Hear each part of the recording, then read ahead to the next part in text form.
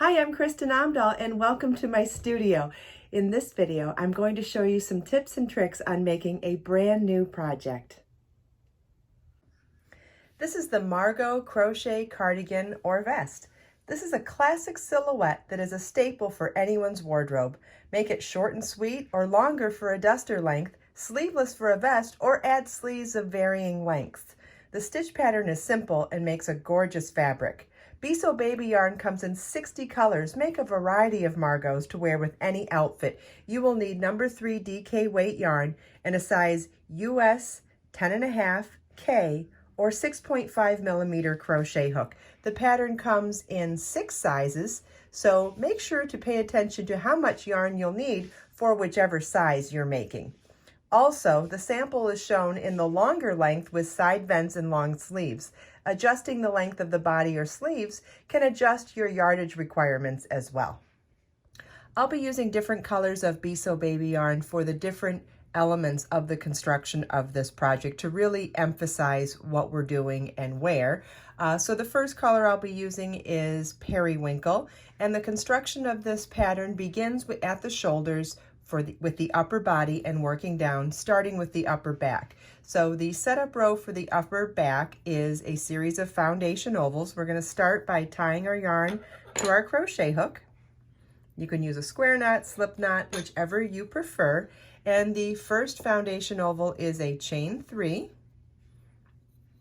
and then double crochet in the third chain from your hook. This is the working loop on your hook, so we'll count back 1, 2, and 3, yarn over, double crochet in that third chain from your hook, so it's the yarn over, insert your hook in that chain, yarn over, pull up a loop, yarn over, pull through 2 loops on your hook, yarn over, pull through 2 loops on your hook. That's one foundation oval. Let me show you that again.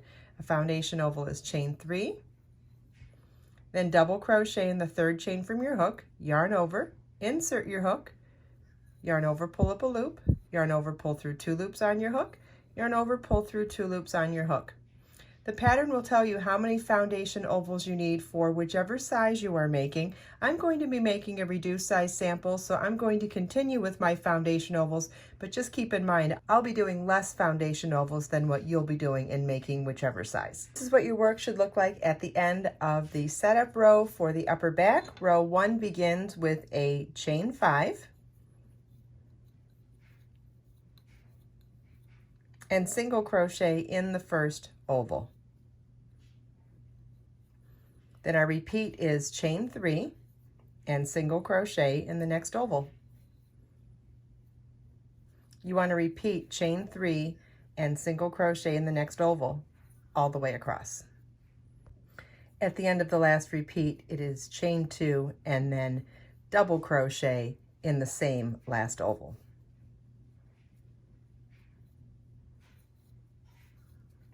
And this is what your work should look like at the end of row 1. Row 2 begins with a chain 1 and single crochet in the top of that first stitch.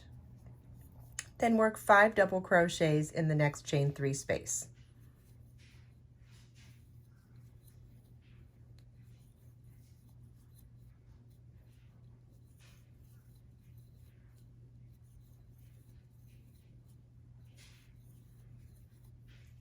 Single crochet in the next chain 3 space. Our repeat for this row is 5 double crochets in the next chain 3 space, then single crochet in the next chain 3 space, and you want to repeat that all the way across, except on the last repeat, you'll work your last single crochet in the last chain 2 space instead of chain 3 space. This is what your work should look like at the end of row 2. Row 3 begins with a chain 5, which counts as a double crochet chain 2. Turn your work.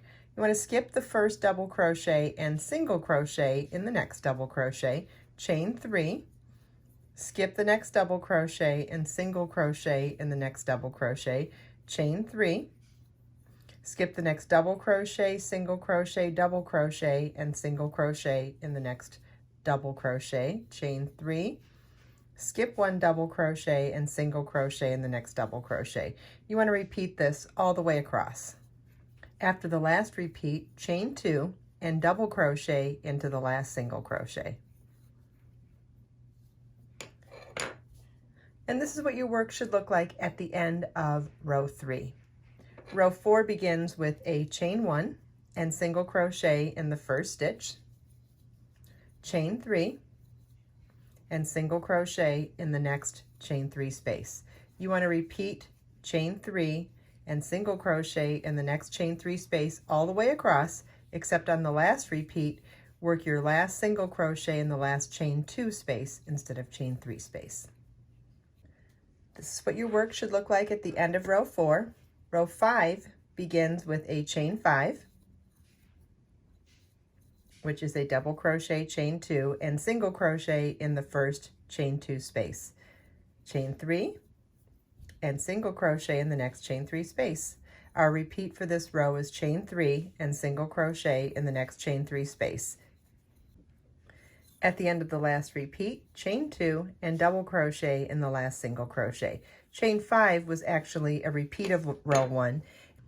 You'll be repeating rows 1 through 4 for the remainder of the upper back. Please refer back to the pattern to see how long this needs to be for the upper back, depending on what size you're making. And you'll also want to, even though we're repeating rows 1 through 4, you want to make sure you end on a row 2 and then fasten off.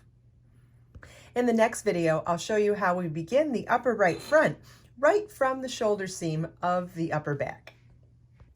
I hope you enjoyed this video. If you have any questions at all, please feel welcome to leave them for me in the comments. I have links provided in the video description below for everything we talked about in this video as well. Let us make time to create, share, and inspire today and every day. I'll see you in the next video.